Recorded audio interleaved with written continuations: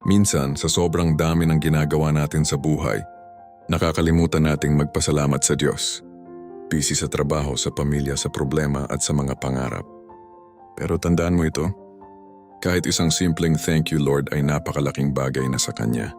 Sa bawat umaga na nagigising ka, sa bawat pagkain na meron ka, at sa bawat problema na nalalagpasan mo, kasama mo ang Diyos sa bawat hakbang. Hindi mo kailangan ng mahabang panalangin. Minsan sapat na ang isang pusong nagpapasalamat. Kaya kung naniniwala ka na ang Diyos ay mabuti sa buhay mo, huminto sandali at sabihin mo, "Salamat Panginoon sa lahat ng biyaya."